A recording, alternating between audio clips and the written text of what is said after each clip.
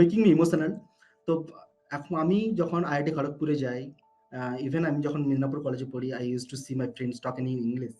আমি তখন ওদের সাথে কথা বলতেই ভয় পেতাম, বা ওরা ওরা আমাকে স্মার্ট ভাবছে না, ওরা আমাকে বুদ্ধু ভাবছে, এরকম আমার মনে হতো। তো I use to read a lot.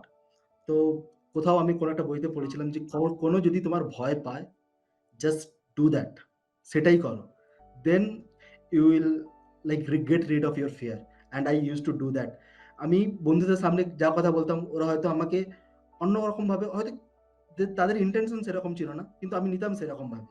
তো আস্তে আস্তে আস্তে আস্তে কথা বলতে বলতে যেটা ভয় পেত সেটা করতে করতে একদিন সেই ভয়টা ফুরিয়ে গেল। সো যারা ভয় পাচ্ছে, don't fear, just do that. যেটা যেটা থেকে ভয় পাচ্ছে সেটাই করো। I think that will read of your fear for sure. It's an full proof method.